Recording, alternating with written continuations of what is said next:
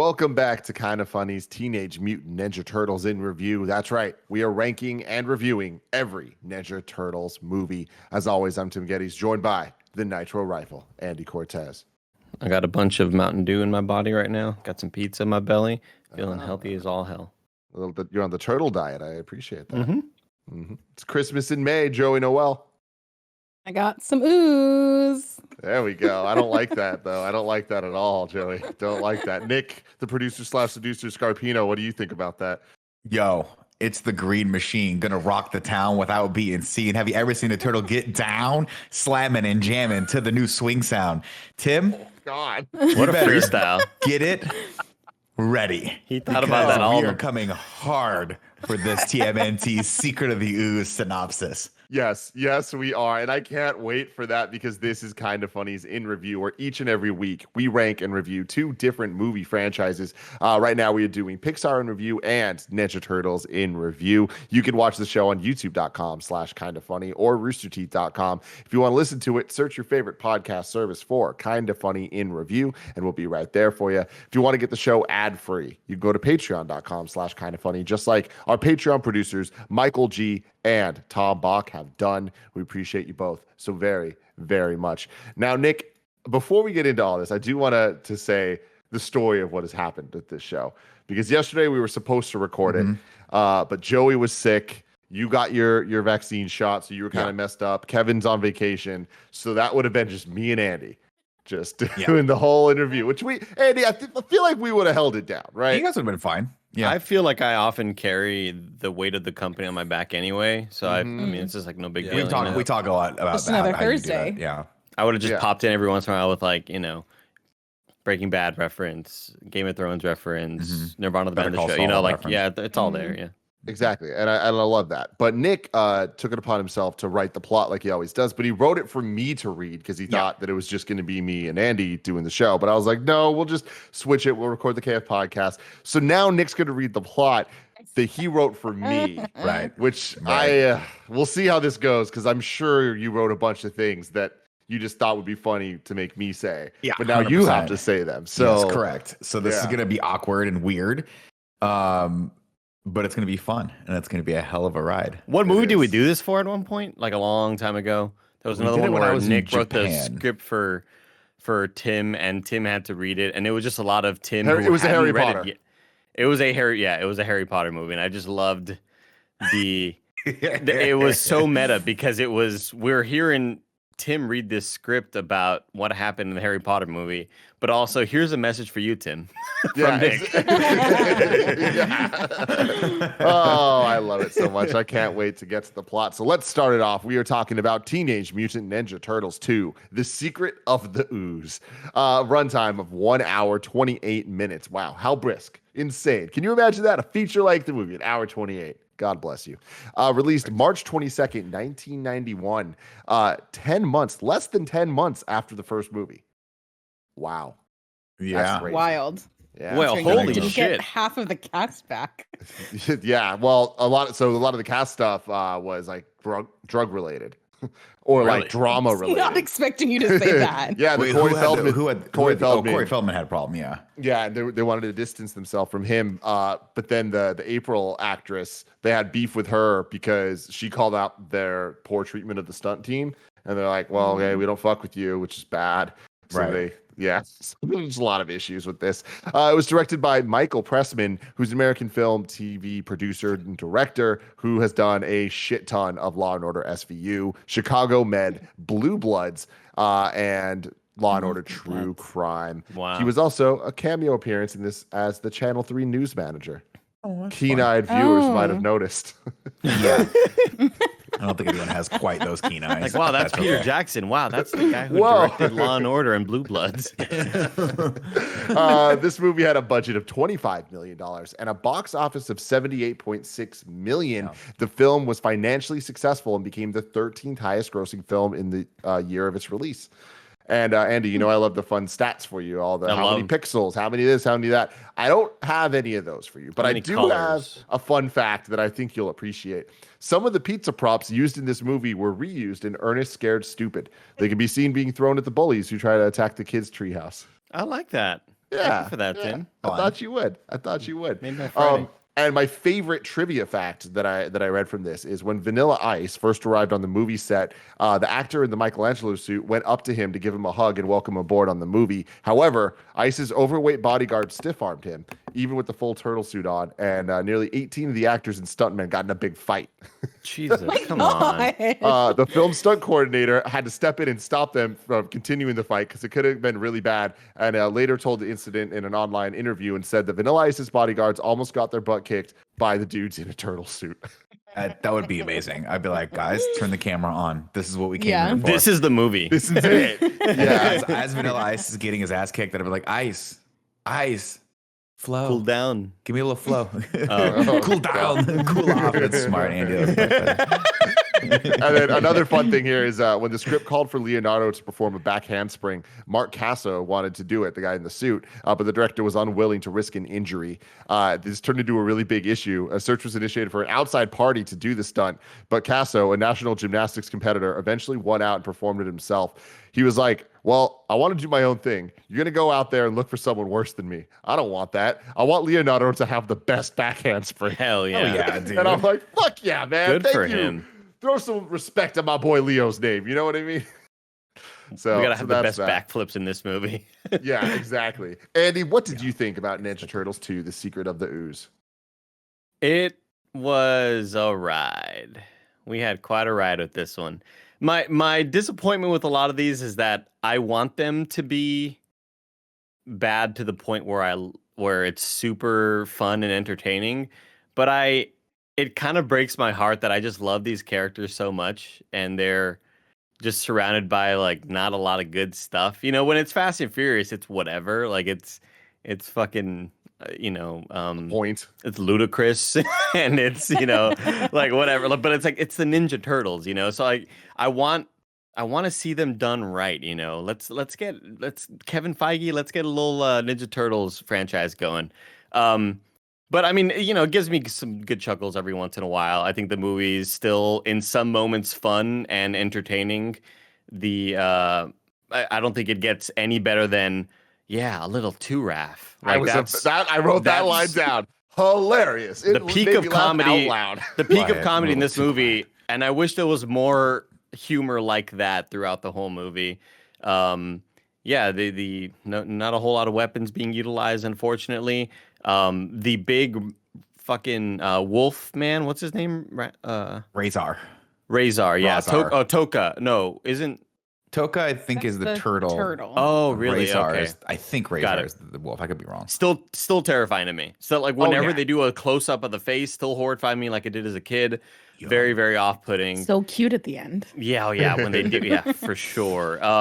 But the whole Vanilla Ice scene is just as bonkers as I remember. It's even crazier now, I feel, with hindsight. But yeah, I mean, it's such a whatever movie. I grew up thinking Kino was the coolest kid of all time, getting to just fight along with the turtles. I know, and again, it's what your memories do to these movies. I just thought he was like the staple of this, and it was going to be like Kino along with all the turtles, but no, unfortunately not. So I don't know. I don't even know if I like this more than part one, but we'll have to see once Nick does his plot. I'll be like, you know what, this was better. We'll see. Yeah, some Kino facts for you here is, like we said last week, he was the dude in the Donatello suit in the first movie. They liked him so much and like the way he fought and stuff that they wanted to give him a role. This is the only time we ever see Kino in any Ninja Turtles property ever, which is weird.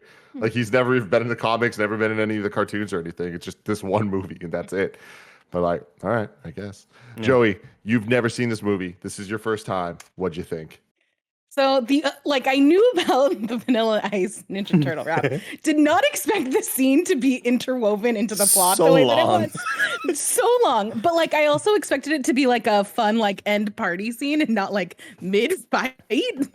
So that was kind of weird. I did like that in this movie compared to the first one that we talked about a little bit, that you do get like a better sense of each turtle's like individual personality.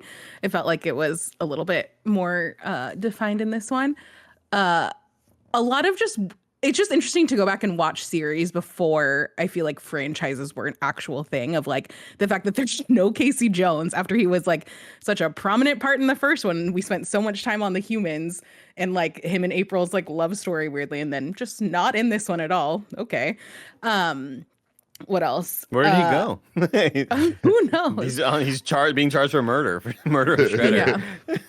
And I feel like a lot of current franchises have like made me a little more critical of like using the same villain in back-to-back movies. At least in current ones, they give like a little bit of breathing room so that you have like time to build up to it. And this is just like, just kidding. He's not dead.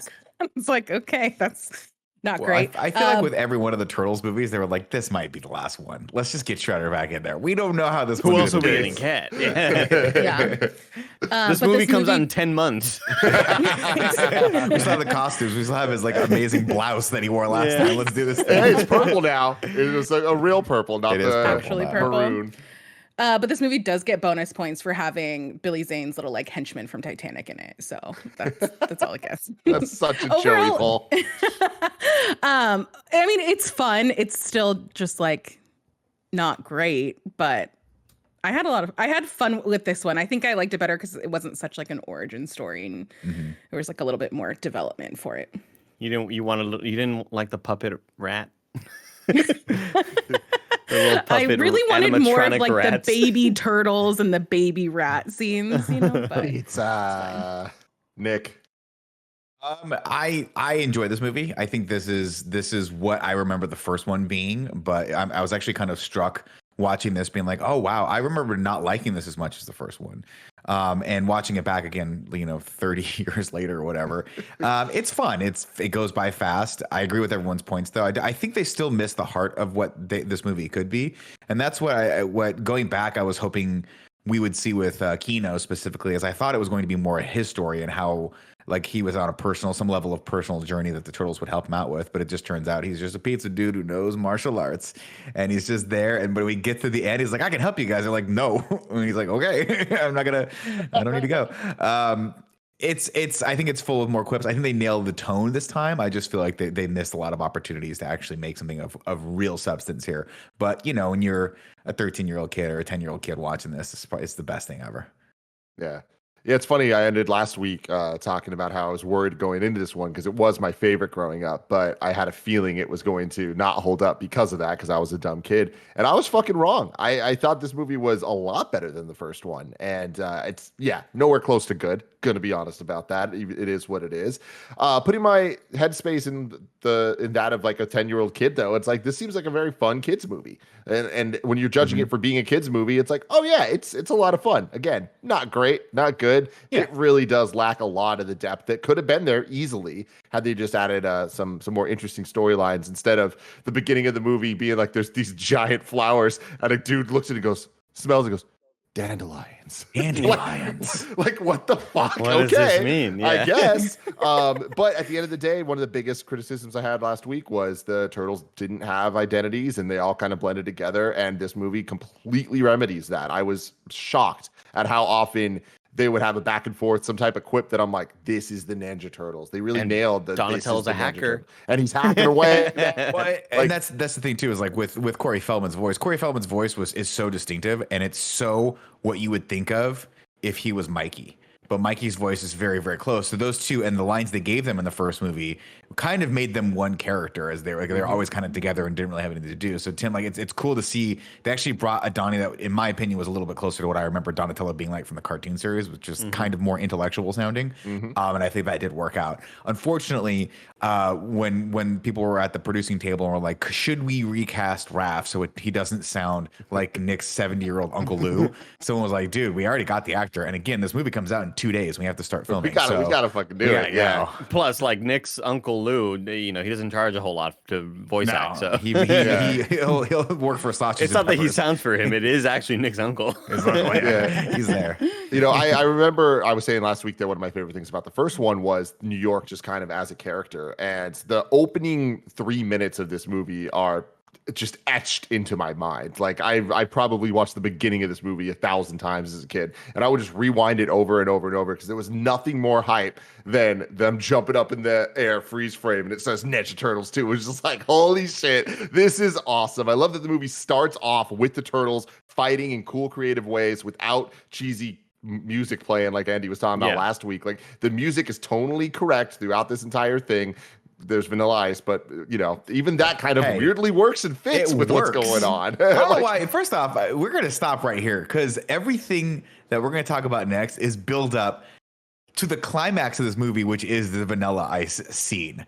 It is him and two of his backup dancers. Yep. At the it's sure as hell. The climax of this movie, sure as hell, is not the battle with Shredder. Because let me tell you what, that thing comes and goes so fast. Like, just jumping ahead to that, how ridiculous is it that the turtles have to like work together and use this lesson that they learned to take down Shredder? Except we never saw them learn the lesson. That was never built up, period, at all. Like that could have really, really helped. And then it's like we see Shredder for a little bit, then he just goes away. Then all of a sudden, we see him, this hand come up, and he's huge. Yeah, and it's big guy. He's Super Shredder now. And super it's like, okay, I guess we can put it together. It happened off screen. He used the ooze. But also Ooze made his outfit bigger. The Ooze made the metal sharper and more jagged. But didn't they use that same canister of Ooze to make the animals? Because there was only one left. Small vial of the Ooze. Oh, so they were just taking some out of the canister, which was huge. And to Tim, just as a counter argument to your point, that big Super Shredder, real hard to animate, real hard to move. So they were like, we don't really want to do this, and we need to release this movie yesterday. It's already out in theaters, so we should stop finishing it. Yeah, Kevin Nash is there, and he's like, all right, how long do we have to shoot this? Like, well, it comes out in 4 days, so there's not a whole lot to do here.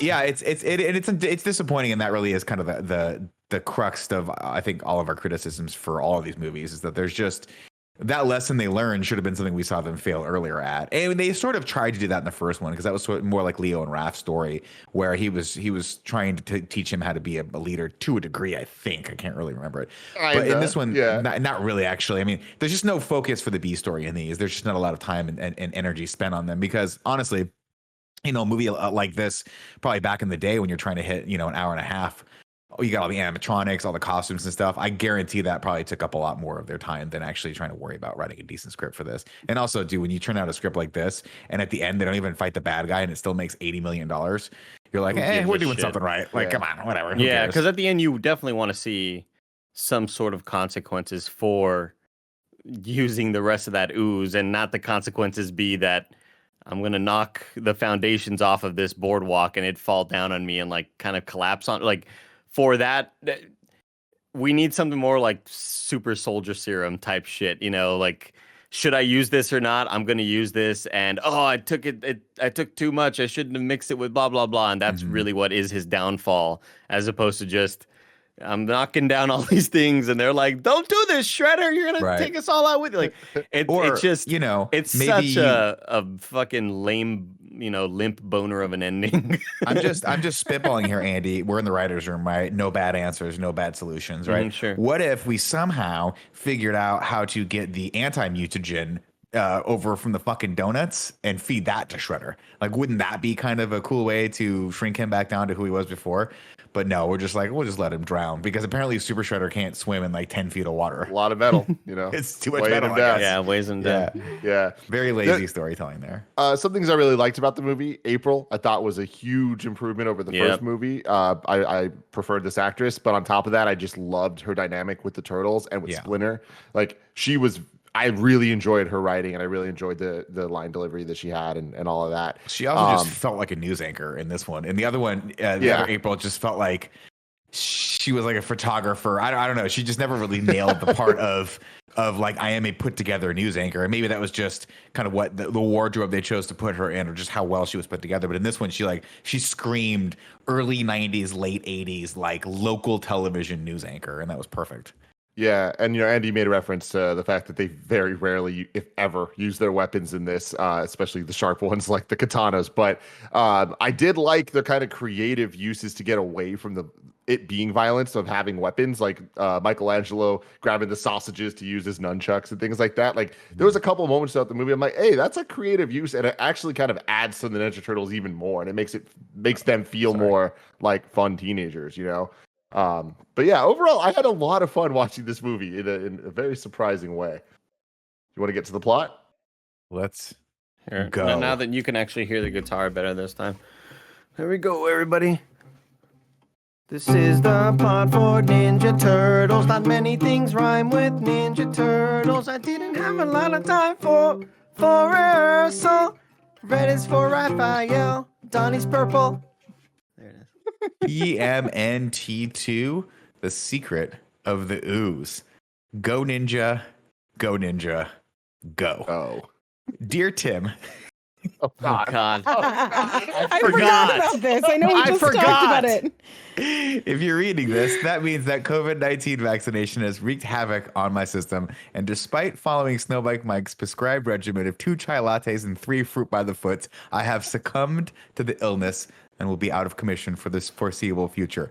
Please read this manuscript verbatim so as not to confuse any of Andy's audio listeners who didn't watch the movie but still want the excitement of experiencing the plot through your mouth hole. Pizza has taken New York by storm. It's about time. No future spoilers. And Kino, Ernie Reyes Jr., is right in the middle of it. Kino delivers a pizza to April O'Neil, but before he can run that hot pie up to her, he discovers some dudes with nylons on their faces robbing the underground mall underneath her house. Why is there a mall underneath there? We'll have to wait and see. Sorry, COVID. that's not part of it. They don't Fuck, take I him hate seriously. this.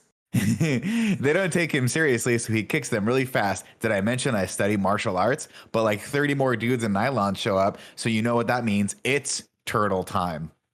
All 4 turtles show up and they jump up in the air just like Tim talked about. And bada bing, bada boom, we got ourselves a movie. Hey, I'm a fucking Ninja Turtle. Yeah. It's all And awesome. at first I was like, hey, I don't really like that Donatello fellow because it's not Corey Feldman. But then, Tim, he yells, Rawhide Robocop as he whips a guy in the ass. And that's all I needed to hear. I love Tim- the dumbass punching thingy. It's Yeah. so Oh my stupid. I gosh, just love how it looks, though. Now, Tim, this scene is fun. I like the lighthearted tone and fun colored backlighting the director and cinematographer decided to use. But sadly, the movie still looks like a sequel to a hardcore 80s noir thriller, but baby steps. Raph tells Kino to call the cops while they tie up all the goons, but he makes one fatal error. He left his pizza with the turtles. And you know the old saying, Tim, don't leave your pizza with a turtle. Just ask Boris the giant tortoise. He'll tell you. If he's not too busy eating pizza, haha, please make an entry into your notes if that made Andy laugh.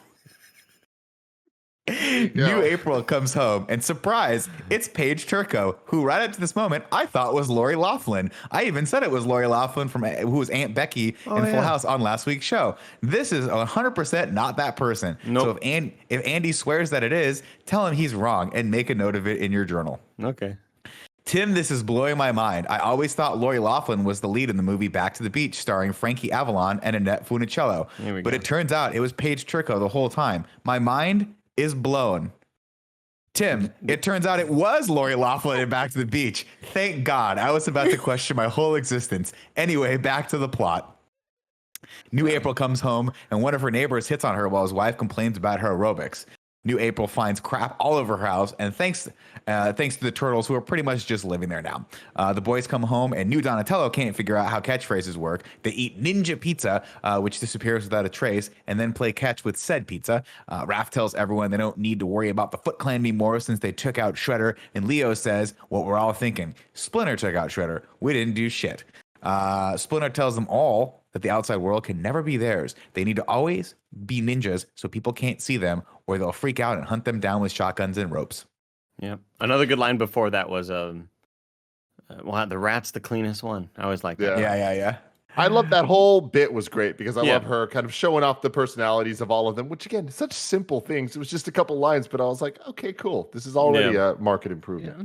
Well, one thing I did notice though throughout this whole movie, and we'll get to more of it, but it feels as if each turtle has their own agent that was fighting to get them all more lines, because there can never be a character moment without having the other three characters have their version of that moment. They're all Nick. Like, How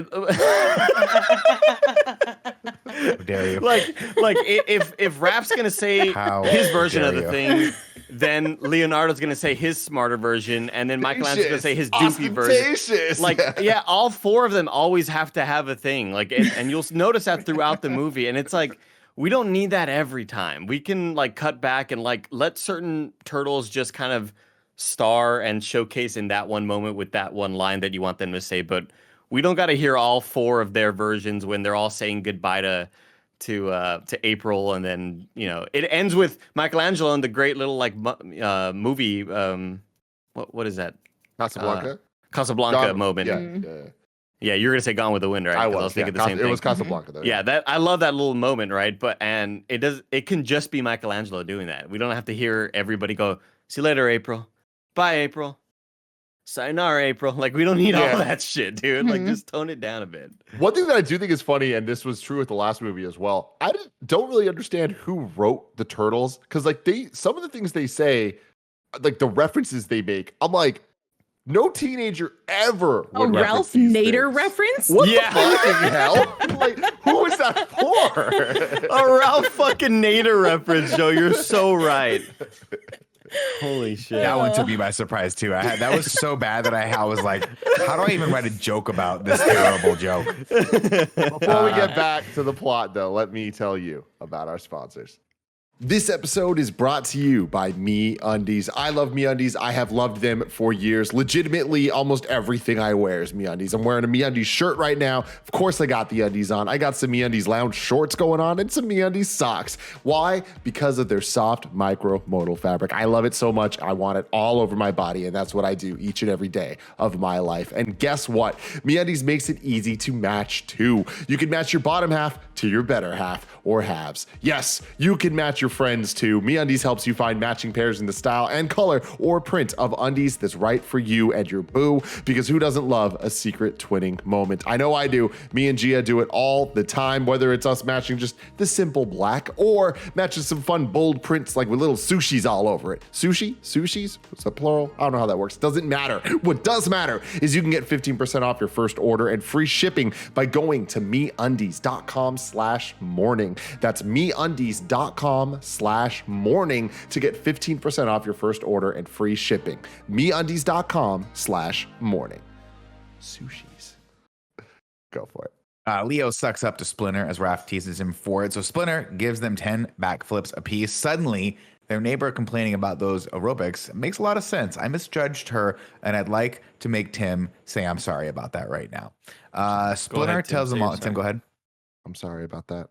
Good. Exactly. Splinter tells them all, quote, remember, Splinter. A true ninja is a master of all things, including your surroundings. Focus your thoughts on where we must go and leave the shredder buried. But speaking of buried shredders, Tim Way, we cut over to the dump where Shredder comes back to life. The remaining members of the Foot Clan rendezvous at the junkyard. Tatsu proclaims himself leader after breaking a bunch of stuff, but Shredder comes back and is still alive, albeit with a messed up face, and he wants revenge. The next day, April covers a story about TGRI, which stands for Thank God Raph's voice still sounds like my Uncle Lou. The story April is doing. A fact for you here is that in the original comic story, the Ooze was made by stranded aliens called the Utroms through a front company called TCRI, which is Techno Cosmic Research Institute. Since the final script didn't end up using the Utroms, I don't know how to say it. The company was changed to TGRI, Techno Global Research Industries. Why would they do that? Why not just keep it that way in case you want to bring aliens in for the next one? I don't know. And originally, the movie was going to end with the professor revealing that he was one of the aliens. That would have been cool. Remember Krang? Where Krang was like, yeah, he's one of the aliens. He's one of the Utroms really or whatever. But they decided not to do it because it wasn't going to be Krang, and they didn't want to confuse the kids that watch the cartoon to think it was Krang, which doesn't make sense because instead of using Bebop and fucking Rocksteady, they use these two new guys with Troko and Razor. It's like, what the fuck? And the reason for that was Kevin Eastman and Peter Laird, the creators of Ninja Turtles, like requested they don't use Bebop and Rocksteady and come up with something else. It's like, why? Yeah, makes no sense. I was so confused by that part when I was a kid. I was like, Yeah. I don't understand why it's a snapping turtle and a wolf. It doesn't make any sense. But I digress. Let's see. The story April is doing is about how TGRI is cleaning up its toxic ooze. While April wraps her story, two dorks measure some giant dandelions out in the containment area. April's assistant Part spots is really them. not good. No. It's And at that point where I go like, yeah, this is gonna be worse than I thought it was gonna be. Like just in terms of what they're trying to get by story wise. I was like, this is what we're doing. Okay. Also, dandelions aren't orange. Nothing about the that up there? dandelions made sense. It bothered me so much. What's funny about it is I wrote sunflower down at first. I was like, oh, they go out to pick some sunflowers because that's actually the size of a sunflower and the color of a sunflower. It's only until one of the guys smells it and goes, dandelions, that I was like, oh, I guess they're supposed to be dandelions. Nick, you have to do this little smell, and then say it like Splinter. Dandelions.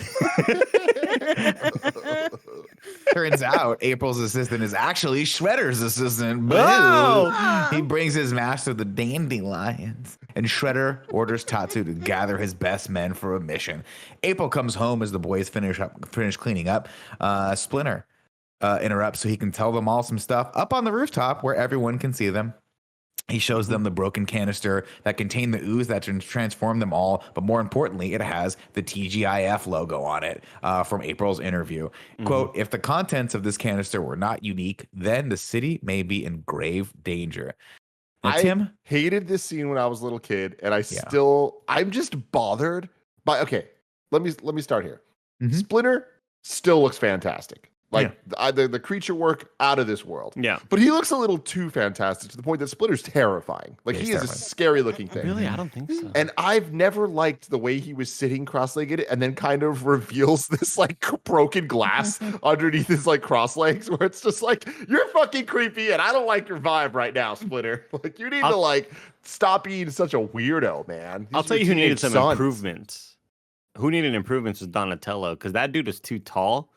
And you were constantly seeing the head connect to the neck. Right here. Scene. Yeah. Like everybody else is like fairly short. So when it comes to being on camera, like their giant ass bulbous face is covering the neckline. But Donnie was too tall and you could always see the crease. There was always like that very visible fold. It's like, Donnie. Yeah, I know it sucks being tall. I get it, you know?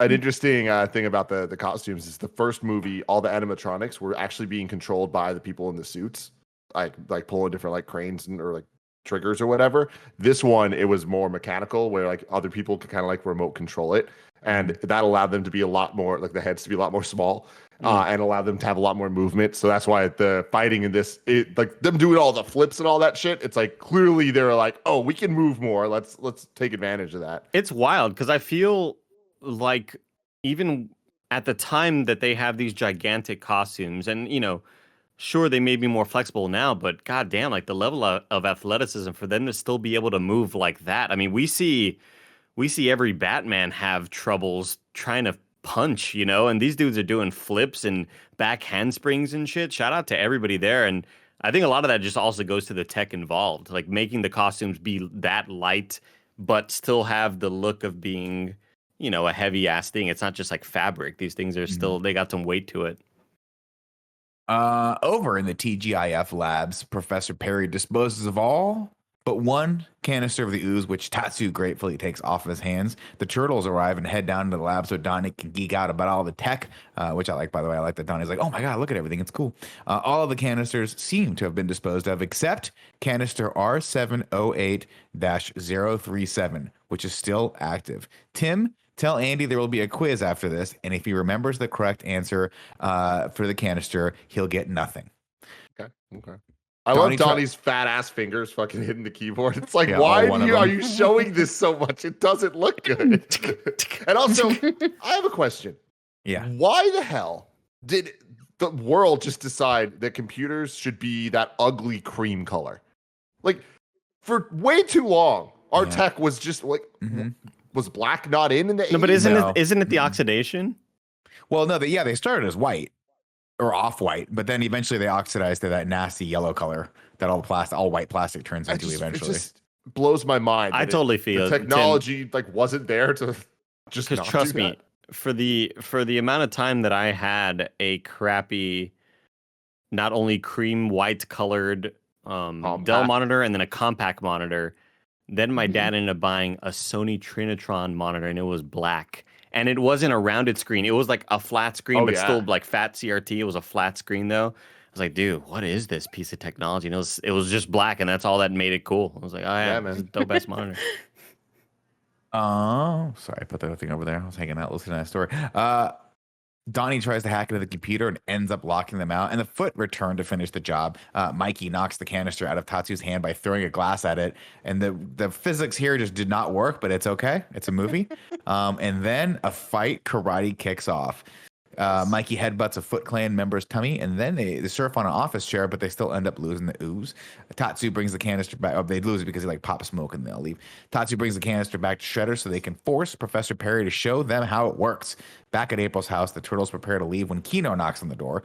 April tries to cover up for them, but by doing some chucking, which Mikey's like, oh, don't do that. That's I just really just before we leave that last sequence, so much of it bothered me. Like so much of it was not cool and just goofy, and I want the turtles to look badass while they're fighting, and it was just this stupid canister flying like from person to person, and then the leader of the fucking Foot Clan is standing there, and just he looks like he's never led a group of people in his life, and like he's just clueless in that room with them, and like I don't know, it was just also it was all just done for giggles and laughs, but it's like, oh, make it look cool a little bit, you know. The mildly cool was riding the little chair with the surfboard music, and that was about it.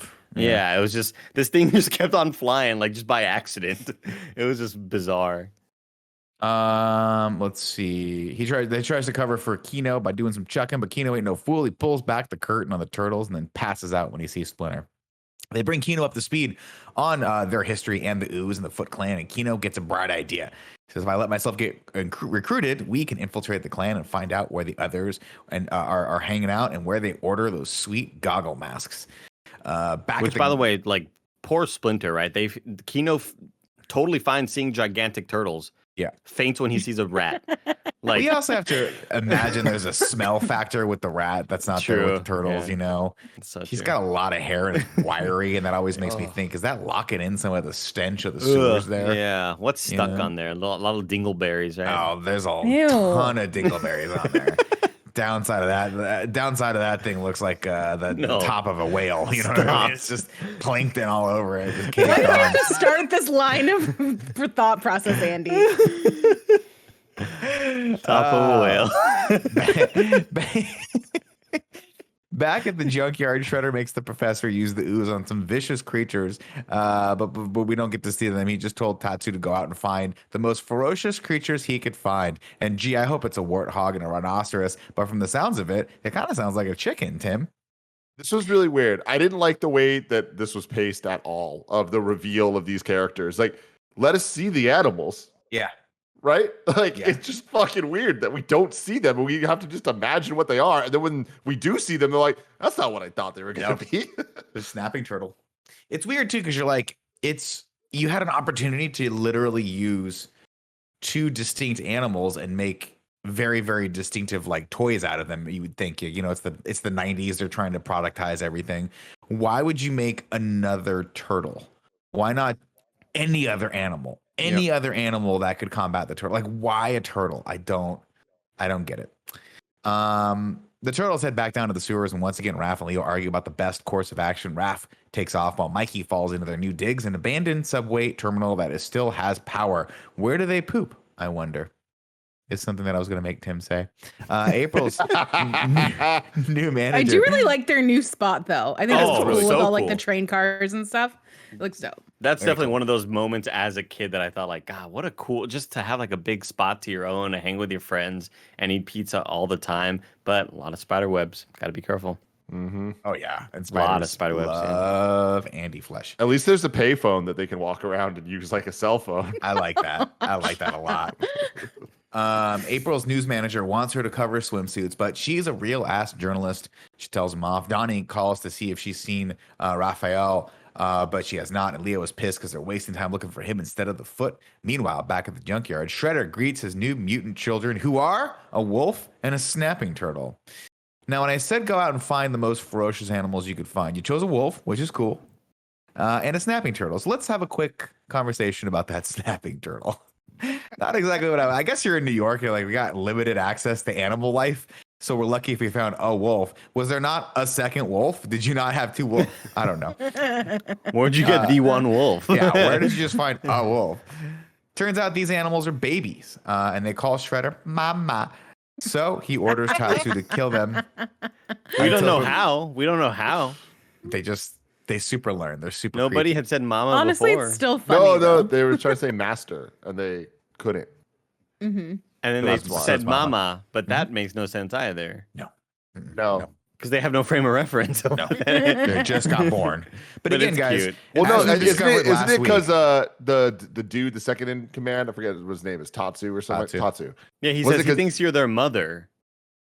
And they go, mama.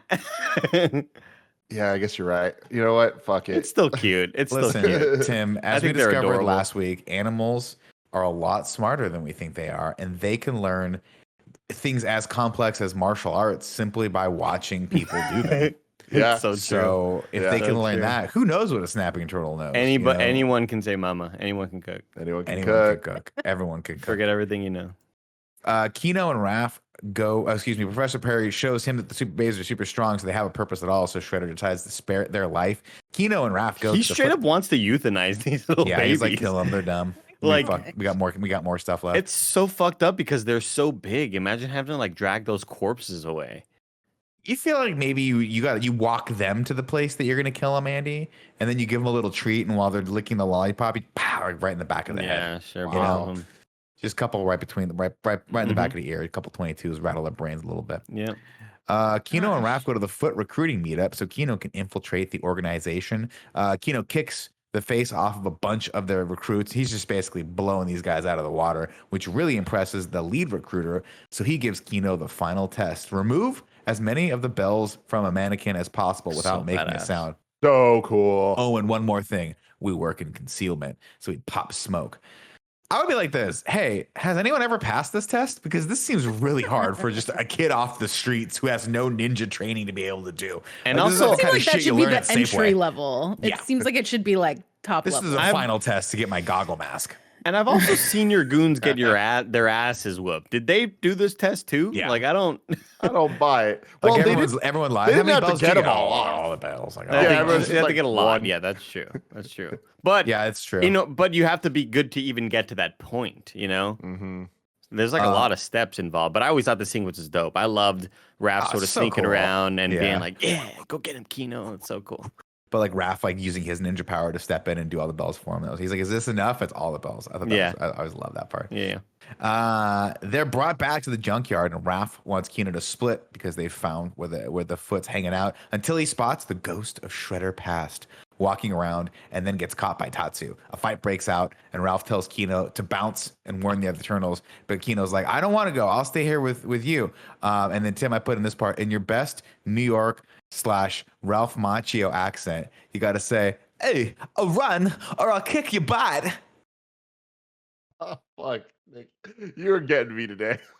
I'm sorry, I read that incorrectly. Run or I'll kick your butt. It sounds like Christopher Walken. Yeah, that was I Christopher know. Walken. It was. Mr. Carter, I don't Daniel kick the LaRusso. butt. Mr. Miyagi. Mr. Miyagi. I love that like 2 lines ago you accidentally called Called him Raphael Ralph. So fucking funny. Auto-corrected to Ralph. I just Raphael reeled on the page, Macchio. man. It's Raphael Macchio, baby. Oh, man. Kino bolts and the Foot Clan quickly overrun Raph. Raph has a good sense of humor about it, the whole situation until Shredder steps in. And then he looks at him and he goes, "Shredder?"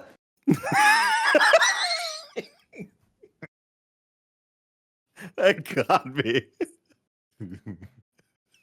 Oh man.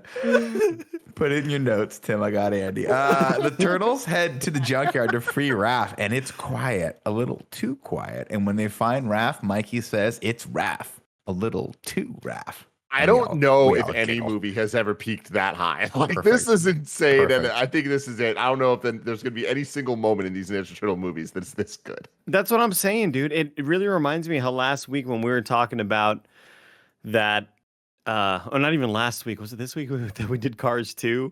That Cars 2 is being made and they bring in the A team for just a couple of lines. Hey, give us something good. And that's what this felt like, as if they consulted a really good comedic writing team, because it's probably the only good comedic written line in the whole movie that actually works and is funny and isn't just, funny because it's bad sort of thing. Like it's a clever little line. I just wanted more of that sort A of little too Raph. shit. Yeah. Yeah, it's clever. Now, don't get me wrong. There's at least 4 or 5 other like chuckle worthy moments, but this is like the standout line, and I don't know why this line means so much to me.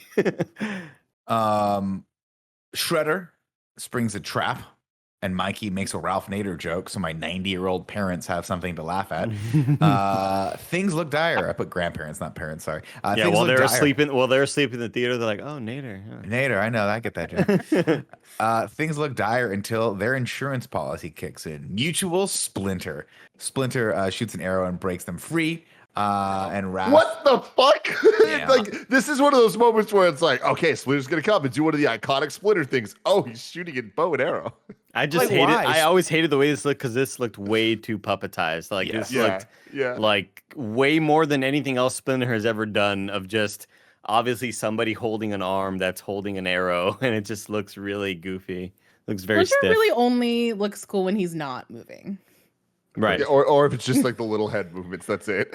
It really reminds me of the silliness of watching Kermit do anything else than just stand. It's Kermit like, the waist Frog up. riding a bicycle. Yeah, like whenever this you see is that shit, it's so terrifying. funny looking. Yep.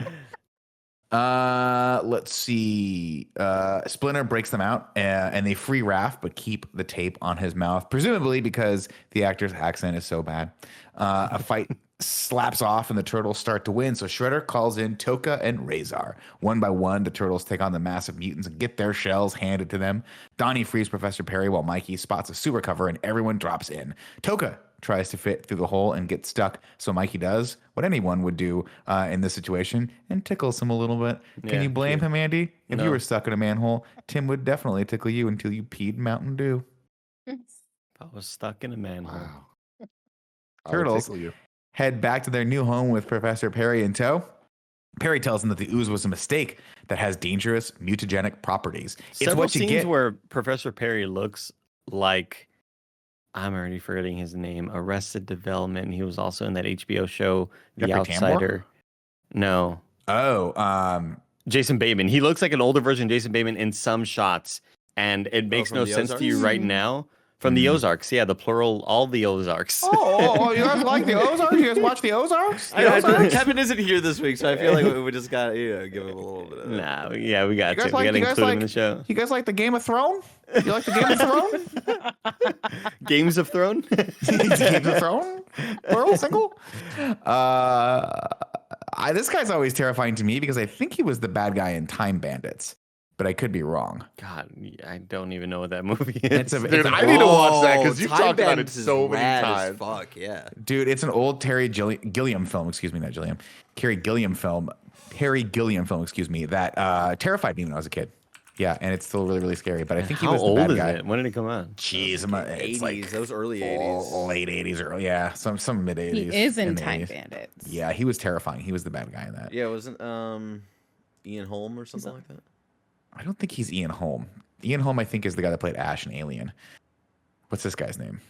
Oh, from all the Oscar award-winning Lord of the Rings. Yeah, franchise, Ian Holm. he played your Bilbo. He was your Bilbo. He was Bilbo. Played your that- Bilbo. He played your Bilbo in that elf movie, like about the hobbits and the hairy feet. I liked it because they had hairy feet, and I have hairy feet too. I like to imagine the hobbits were the Italians of Middle Earth, and the elves were just anyone else that wasn't Italian. Did we bring up already? Oh wait, are we there? No, we may not be there yet. Never mind. I'm just thinking about April O'Neil's like the dude who knows her, and he's like in the clan He's in the Foot Clan. No, he's not here yet. He's not here yet. It's just like, what a weird thing to kind of have in the movie that has really no bearing on anything. It's just kind of in there. It's very weird bizarre. as shit too. Yeah, Like, he kind of reminds me of Tobey Maguire in Spider-Man 3. I found it. Yeah. David Warner. David Warner. Thank you. Yes, that is him. That's good. Yeah, watch Time Bandits. It'll terrify you and give you nightmares when you're a kid. Perry tells them that the ooze was a mistake that had dangerous mutagenic properties. It's what you get when you combine all the energy drinks that Andy consumes at night while playing Valorant. Donnie is disappointed. He always felt they were special. The realization that they're all the byproduct of Mountain Dew game fuel is a little depressing for him. All of your superpowers came from that bottle. No, that wasn't a very good Tony Stark. That wasn't even the right line. What's the line? Can I get the line? Everything special about you came from a bottle. Pretty good. How about that? I did not like this plot at all.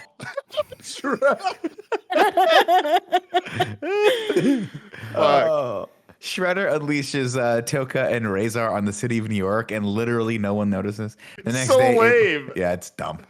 Because at some point, he's like, "Oh my god, he's gonna unleash those people in Central Park." Like, all right, we'll just call the cops. We'll just shoot those things. Untrained babies. They don't understand how to fight. Just shoot them with shotguns or some sort of stand riot far gun. away. You have weaponry. Like They're very slow, and they can't eat donuts without looking really weird. The next day, April tries to get info out of the chief about what she knows is the Token Razor attack, but she quickly comes to the conclusion that the police can't help her or aren't interested. Thankfully, her creepy ex-assistant, Freddy, pulls her aside and to give her a message to relay to the Turtles. If the Turtles don't meet Shredder and the gang at the construction site later that night, he'll send Toka and Razor out again, this time to Central Perk, the cafe from the hit show Friends. I hope he kills Chandler and Ross first. I've always been a Joey fan. You don't like? Oh, I know I'm in the minority because I love Ross, but everybody hates Ross. Nobody likes Ross. I'm actually more Ross of a is Chandler a fan, but I wrote. Ross is so funny though. Now I wrote. I'll tell. Here's a little insight into my brain, Joey. There's two Joeys. There's Joey from Friends, and there's you. And I didn't want the audience to think that Tim was advocating killing you and Chandler. So I'm sorry, you and Ross, because I'm a Chandler fan, really. So I put Chandler and Ross here for the joke, but really I like Chandler's my guy. If I have to be honest with you, yeah. I'm a Chandler Bing fan, and I cannot wait to see this reunion whenever it comes on HBO Max. Very excited about it. Tim, that was a pun, by the way. They're really going to a place called Central Park. Oh. I really wish that there was. Just want to talk about Friends. Got Yeah, it. I did. Talk about the reunion. Again, just to talk about that weird fucking ex-partner of hers, ex-coworker. Like, there's a million different ways to do this sort of threatening scene. Like, you could do a lot of different things, and to have a guy take off the mask and be like, "Hey, it's me, April." Yeah, It's so fucking weird. But also, here's the deal. Hey, we're gonna unleash Toka and Razor again this time in Central Park. Who's Okay, that? we'll be ready for that. Or we could, yeah, exactly. I don't know who the fuck those people are. What, you named them? You're not supposed to name them if you're gonna kill them and eat them. Or we could kidnap April. Like, that would be probably a way to get the Turtles to come to you, right? If we kidnapped April, because she's like their one and only friend that's not a turtle or a rat. But I digress. Where's Casey Jones? Casey's gone, dude. Casey Jones is creepy. He's gone. Joey, when you saw that relationship blossom during the why did we put so much focus on it in the first one if he's just going to disappear? Well, because Joey, he started losing his hair, and that's when you lose the you're not the sexy character anymore. You got to start playing serial killers at that point. That's why Andy and I are just downing biotin vitamins. Yeah. We are snorting those things by the gallon. Ready to forhims.com/kind of funny. If you know what I mean. Let's see. Tim, that was a pun. Central Park. Haha. If Joey laughed at that, please make a note in your journal. They get to work helping Professor Perry make an anti-mutagen, and Mikey accidentally drops a slice of pizza in one of the pots. And I was like, oh my God, that's going to be cataclysmic. This thing's not going to work. It never comes back. The anti-mutagen comes out looking like chunky peanut butter, and the only way it'll work is via ingestion, which gives Mikey a good idea. They head to the construction site and scream for Shredder, which prompts the Foot Clan to spring into action.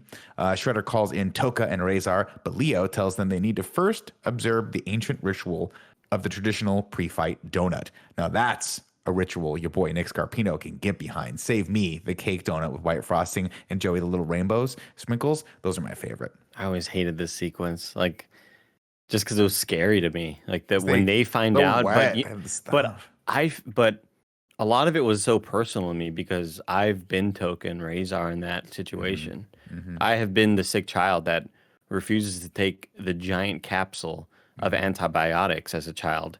So my parents break up the capsule and pour it in my oatmeal so that they could see me take the medicine.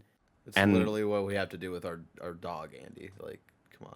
You're Well, I was like 3 years old or something. And when they tell me that it was sugar, 3-year-old Andy knew this isn't fucking This is sugar. not sugar, You're this is tricking me. definitely sugar. This is dishonesty right Tricked here. me, yeah. And that's where the relationship was just broken. Sorry, It was just I broken. imagine this was at that teenage point. Andy or something like that. Oh, no. Andy, that's where it went south for you and your entire family. You just Yeah. don't trust them I anymore. haven't talked to them since.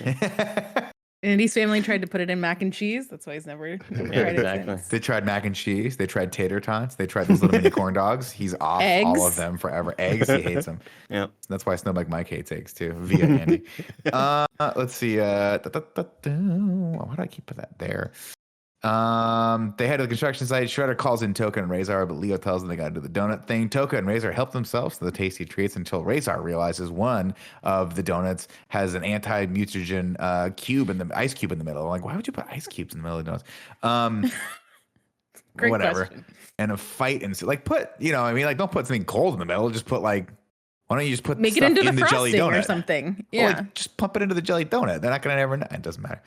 Because they talk about, he's like, hey, we can make ice cubes out of it. He goes, I have a better idea. And then they still make ice cubes out of it. You're like, why did you go through the trouble of make? Doesn't worry. But first off, that's like 3 hours trying to freeze this shit right there. Like ice doesn't. I digress. Let's see. A fight breaks out because of this, and then Mikey gets thrown through the door of New York's hottest nightclub, Tim, the one right by the construction zone. And who should be performing on that stage at that time, Joey? It's the one and Vanilla only motherfucking ice. Vanilla motherfucking Ice. Look at these And costumes. what- I love this city.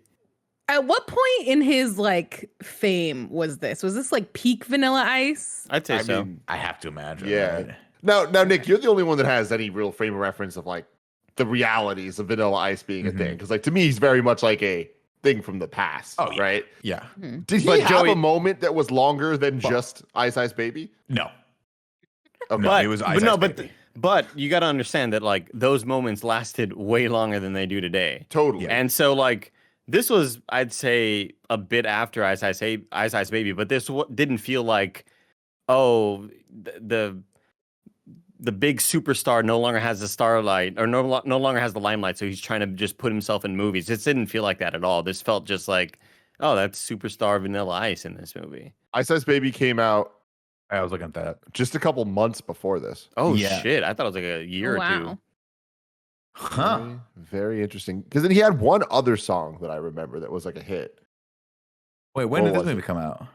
91, March. Oh, okay. Yeah, this is 1990, but I don't know. I'm trying to think of his other hit, but I can't remember. Vanilla Ice hits. I love that this is what we're talking about now. Hits. Let's see. So I we do remember got- he did the remix with Korn. And they just called it was just Ice Ice Baby, but with guitars, and they called it Too Cold. You do have an Aroni? I don't remember that at all. Did I make that up? But I just remember of course, I remember the VH1 documentary of no, we're not Cold. copying You did. their You got it right song. here. Too cold. Yeah, too cold. Fuck yeah. Dude, we're you not killed it. copying his song. See, his goes Oh yeah. dun dun dun dun dun dun dun dun dun dun dun dun dun. Ours goes dun dun dun dun dun dun dun dun dun. Let's see, there's an extra thing there. It's not the same song. Like I just like Yeah. I'll never forget that interview. It's so fucking. I God love bless him. And no one cared. Everyone was like, "This is clearly the better version of that Queen / David Bowie song." Anyway, Sure. man, I'll tell you this right now, Tim. Yeah. I was a huge Vanilla Ice fan, right? When Stop. when that song Collaborate. Listen, right? Ice is back with a brand new edition. It doesn't matter. When I saw this and I was like, Vanilla Ice is part of the Ninja Turtles, I was like, everything that I love in this world is on Wednesday. It's all here. Like, what more? If Bebop and Rocksteady were here instead of these fucks. I mean, I was actually glad at this point that Bebop and Rocksteady weren't there because that would have been too much. It would have been too much cool. It's My so- little teenage head would have exploded. When you mentioned, Tim, the intro to this movie being seared into your mind, the audience's faces in this crowd are seared into my mind. Like every person reacting in the crowd, whether it's when they first, burst through the door, or when Vanilla Ice finally sort of capitalizes on this moment and realizes, oh, I have something I can spit rap off the top about of my this. dome right now. And he starts fucking just spitting fire, right? Dude. And he starts rapping to it and making up lines and talking about being green and Ninja Turtle. Like, what? How do you... What? You have so no much. frame of reference for any of the... Yeah. Are you behind this? But yeah, the way the audience is reacting in the crowd and like like when Shredder pops in, all that shit is just like fucking it's burned in my memory. And it's so weird experiencing that again. God, in review is such a gift. Andy, Andy, I think the words you were looking for there is, yo, it's the Green Machine gonna rock the town without being seen. Have you ever seen the turtle get down, slamming and jamming to the new swing sound? Yeah, everybody, let's move. Vanilla is here with the new Jack Groove, gonna rock and roll this place with the power of the Ninja Turtle bass. Iceman, I'm not playing, devastating the show while the turtles are saying I'm getting ninja, goosebumps right now. ninja, rap, ninja, rap. Go, like the way go, they say rap. Go. Go Ninja, go Ninja. Go. Come on, guys. Bro, It's so good. if you don't want to get up and dance to that, like a mid-90s A hip New hop Jack dance. swing. I honestly Oh my think this is the God. song that you were thinking of his other hit. Nick. This I might feel have been the this other was hit, just yeah. the one. That This was Yeah. probably the only other one. Yeah. I mean, no, trust me, Nick. Like, I think this sequence is absolutely stupid as hell. So fucking And I'm sitting in my chair and I'm so just like fun. still not along because it's so good. It's one of those things, Andy, where I've always wanted to do one of those series. Like, when people do the joke series where they write themselves into the thing and they just shoot themselves with their reactions to this. I've always wanted to be one of the guys on stage with the buttoned up collars and the hammer pants, being yeah. like, "Are you making this up right now? Like, are you like, where are you Did I coming miss up with this all on the this?" set list? It's like, I don't. You guys choreographed a dance to this. Yeah. I don't like. Did you know this was going to happen? You're right on. I also like because from here I can't really see what they are. Like like I don't know. Yeah, if they're- yeah, one's got a How shell. do you know like they're a thing. turtles? How do you know they're Ninja Turtles? Oh man! Wow, I really wrote the whole dance here. Okay, let's skip ahead here. I was gonna see how much Tim would do when I was gone, and then record it and put it to the actual music, God. but we're not gonna do that. Toka and Razor keep burping, which is slowing the process, and they need to find a way to introduce more CO2 into the environment. Luckily, What it does has a that fire. have to do with anything? Dude, we need this plot line at all. Like, No. you can tell that they were just like, oh, someone looked at the script and was like, hey, none of this makes sense. And someone's like, oh, let's try to make it make sense. How? Burping. Okay, cool. What do kids love? Yeah. Burping. I'm sorry, I just have to read this real quick. Villains, you better run and hide because one day you might not slide. So choose your weapon, don't slip. Vanilla's in control with the flex of the mic grip. Yeah. Somebody stop this guy. It's He's so a hit good. maker. I can't read any more of that. I'm getting way too fucking hyped up. I got to dance, mid-90s dance. Okay, let's see. They grab the fire extinguisher while the Iceman straight murders it on stage. Go Ninja, go Ninja, go. Right here, Tim, I said, please, Tim, do the entire rap again entirely. It's my favorite part of this movie and deserves everyone's respect. Andy, check your pockets. I've hidden some pocket candy in them for you to enjoy while Tim raps. Joey, if Andy doesn't find anything in his pockets, it's because I didn't think that far ahead. Oh my God, there you go. Oh. Goldfish. Better. Wow. Cheddar. Can you say it though in the Splinter voice? Cheddar. The Splinter's so much easier because you have the S and the T.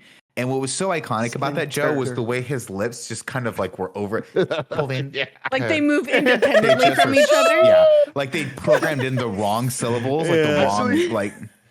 Barrett, can you Google image search Ninja Turtles movie cover? They were so flappy in that like- moment. Oh my But God, the so much. cover art of the like Blu-ray releases or whatever is just the doofiest looking pictures. I'm like, The sewer? really? When No, they're no, in the no, sewer? not the Oh. OG movie posters. Hold on, let me see. Splinter. Ninja Turtles. Hey, yo, Cheddar. Instead of Shredder. Cheddar. Cheddar? That's so funny. Tim, I dropped that one to S. Is that the one you're talking Hold about? on, let me see. Let's put while you do that, Tim, I'll read more lyrics. for Lyrics, it. fill in the gap, drop the bass, and get the ninja rap. Feel it, if you know what I mean. Give it up for those heroes in green, just flow and smooth with power. Kick it up hour after hour. By the way, if you read these, like, you know how sometimes, Tim, you read rap and like good rap, you're like, wow, that has subtext and like means something. No, this doesn't mean anything. These are just No. words that they wrote that describe kind of what's happening right now. Yeah, Bear, can you? I sent assets the link that I'm talking about. See it. It's Oh, just, God. it's so bad. Oh yeah, didn't someone do a Photoshop milk of mommy? this? Yeah. Yeah, this is milk mommy as fuck. All right, hold on. I gotta prep this scene really quick. Oh, Jesus God. Yeah. Why would they use Donatello? And this is no disrespect to Donatello, but never has Donatello been the most popular out of all the turtles. I mean, I don't know. There's go down too. There you can see the other ones. Hold on, just there we go. So yeah, that's Scroll down. that's At least Leo turtles. makes So that's bad. Turtles 2 right there with Milk Oh, Mommy. 3 and 4. Oh, I get it. They're all the turtles, Tim. That Yeah. makes sense. And, Mike? like Oh my all of them god! just look so shitty. Why? Yeah, they look bad. Anyways, thank you for that. Perfect. As we continue on, the Foot Clan come in. The turtles show them the true meaning of breakdancing as Iceman continues to crush it on stage. They make quick work of the foot and then crush Tatsu with all 4 of their shells, stopping momentarily to break it down on the dance floor. I'd like to imagine Nick calling Vanilla Iceman, and then his bodyguards wanting to fight him. I mean, that would be the end all be all for Like, me. what's up, Ice Iceman? Cube. Like, nope. Get this fucking guy out of here. Just stiff arms me to the ground. Like, oh no. Let's see. Let me be clear. I said this is the greatest scene ever committed to celluloid. We don't deserve it, but sometimes life gives you gifts. Andy, check your other pocket. There's nothing there. Shredder comes in with a canister, and Kino rushes to the stage to kick it out of his hand, and then Shredder takes a hostage, so Donnie uses the old Back to the Future speaker trick to blow him out the window. They head out for the final face-off with Shredder, and on the way out, they spot the newly anti-mutated Toka and Razor, and then it's really cute. so They get cute. out. They are cute. They get out to the docks, and all is quiet. Before they can shout Cowabunga, Super Shredder shows up, played by Kevin Nash. He must have drank the rest of the mutagen. Leo tries to reason with him, but Shredder is intent on knocking down the entire dock. Thankfully, Leo remembers Master Splinter's teachings. A true ninja is a master of his environment. Don't forget, we're all turtles. So they jump into the water as Shredder brings the house down. When they pop up out to dry land, apparently the movie's done. So Mikey repeats his proclamation from the prior film. I've said it before and I'll say it again. I love being a turtle. And It's you're like, just really? done. That's it. But it's just done, yeah. Well, no, That's it's not. We still get the Splinter line, Yeah. right? We do. Splinter. So Splinter, Another we cut back funny- home, and Splinter watches the next day as April wraps up a news story about the whole TGRI event, which includes a personal thank you written from Professor Perry, who says, "Thanks for the help, dudes." Splinter calls them all idiots as the boys return home and shout Cowabunga. He asks if they were seen, and they all reply, "Of course not, Master. We practice ninja, the art of invisibility." So Splinter holds up a newspaper that has them prominently displayed on it and says, "Practice harder." Then he gives them all backflips as punishment, and as they start doing them, he imparts one last bit of wisdom. And remember, go ninja, go ninja, go. I made another funny, Tim. The end. Man, another funny. Oh, God. But it's not the end because it's quiz time. Andy, what was the number on the canister? R. Not a Seven. number. 27? Go eight. 708? 30 is 037. I thought 708. There's some other shit or before that, but- 027. There was a 7 in there. You know what? I don't even write it down here, so we'll just say you won. Oh, it's R. Here we go. I hate you. R708037. Andy, check your shoe. There's nothing there. Wow. That I'm is not the wearing end. shoes. That is the end. Let's do a little haiku interview. 7 syllables in the middle. You'll need 5 for the first and last line. If you're not poetic, no need to fret it. Haikus don't need to rhyme. Haiku in review. Haiku in review. That was like when an artist's on stage and they start with just the a cappella Yeah. version of the song first, and the band kicks in. You're like, they planned it. They planned it like that. Good move. You go to patreon.com/kindafunny to write your review in haiku form, just like Billward Marbles did. Don't fuck with Kino. He will stomp your goddamn toes due to straight loco. I thought he was gonna say Kino and like Pinot or something. I don't know what I thought he was gonna say, like wiener or something. But that's just where my mind is right now. Zayd Wilson says, I don't even know. It just makes me so tired. Please bring Casey back. Yeah, who could forget the the mainstay and the main reason we all love the last Ninja Turtles movie, Casey Jones. Yeah. Casey with his back rubs. And then we got miscellaneous, of course, coming through with the plot in haiku. Beats these guys bloody. Did I mention I study? Martial arts, buddy? April on the news, and Splinter is not amused. Secret of the Ooze. Why did the foot stay? Could have taken Ooze away. They fought anyway. 1 hour 28, short runtime, and man, that's great. This movie, I hate. Iceman puts on a show. Go Ninja, go. The best part, I know. Damn, miscellaneous. You're Flow. good. You're damn good. Just that You're damn flow. good. But wait, did people call him Iceman? No. I think they just called him Vanilla Ice. Miscellaneous and Nick. Nick Sharing and a line. Miscellanea, yeah, they You know, there's a if collab. Same anyone's- wavelength. You know, Tim, if anyone's moniker gets anywhere close to the word ice, you gotta call him the Iceman occasionally. Yeah. Occasionally, yeah, exactly. Plus, we just watched Top Gun. Yeah, come So on, Iceman on the Iceman. brain. Badass name. It's time for Ragu Bagu. Bagu. What's up, everybody? Welcome to Rad Guys Talk Bad Guys, here for Teenage Mutant Ninja Turtles, the series. So far right now, number one with a bullet on the list is Shredder, the Foot Clan, and those amazing shoulder pads of his. Where do we want to put Super Shredder and the Wolf and Snapping Turtle? This is rough because, like, I really don't think I have feelings one way or another as either of them being much better or much Right. worse. 1000%. But I will say that the end of this sucked. Super I think Shredder. that Super Shredder is terrible and yeah, is worth so putting it I put him below. a second because of Okay. that. I want to put agree. him first because I am shocked that the original Shredder survived that. Like, we saw blood oozing out, and then all that is said is, "Look at his face." Yeah. Like, wow, Well, his way face more was the happened only to his thing? body. Way more happened to his Yeah, body. he got compacted in a trash Yeah. can. And Casey was so Yeah. excited to do that, and it was weird. Yeah. Well, who thinks Super Shredder and the Wolf and Snapping Turtle are better than Shredder and the Foot Clan and those amazing shoulder pads? Raise your hand.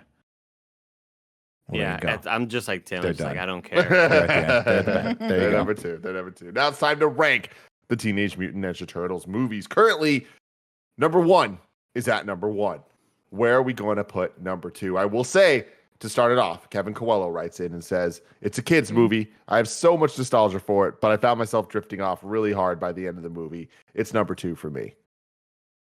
For me, it's number one. And I feel it's number one Yeah. pretty easily. I think it had a lot more of what I like out of Ninja Turtles in the movie. Still had a lot of things I wish they did better or differently. Kino definitely wasn't as key of a player as I remember him being. But I think this movie kind of works for what it is. And it was entertaining the entire way through. Hour and a half. Can't complain about that at all. And Vanilla Ice. Are you kidding me? Let's go. That's Come number on, one. son. Come yeah, on, as son. much as I was talking about like the whole like not having Casey and all that stuff is weird. It's not because I think it makes this movie miss anything. I just think it makes that, looking back, it makes the first movie worse because I'm like, what was the point of adding all of that in if you're not actually going to do anything with it? So I also agree that I think this is one. Yeah, I mean, it's going to be number one anyway, but I guess I just look at both movies and I try to weigh the pros and cons of each of them, and I love the slower, kind of softer side of the Ninja Turtles when they are on the run in that house. And I like, as cheesy as it is, I love April O'Neil like sketching them, and I love those little like, you know, vignettes that we get of the turtles. It's like just really lame, but I like it. But there's still so much bad in part one as well, and this movie at least felt more tonally on the same page, as opposed to, you know, it being an A24 movie as soon as they're on the run. Like, it's just like a totally different movie. So yeah, I would put part two at number one as well. Me as well. Yeah, I just think this movie, I think they watched the first one and were like, what do we really need to do with this? Let's just have fun. And that's what this movie is. It's pure fun. Not a lot of substance. They threw in a celebrity cameo from The Iceman Cometh, and I'm going to watch that music video after we wrap here. That's how iconic that was for me. So I put it right at number one. There you go. The new rankings: number 1, The Ninja Turtles 2: Secret of the Ooze, and number 2, Teenage Mutant Ninja Turtles 1990. Next week we will return with Brave for Pixar in review, and with The Ninja Turtles 3, which I remember boring me to hell when I was a little kid. But I wonder if this is going to be a Back to the Future 3 situation where we were dumb little kids and it's actually better than we remember, or We'll maybe see. not. Maybe not. But we'll I see hope it is. next week. I hope so too. I really do. But until then, I love you guys. Goodbye. Go Ninja Go.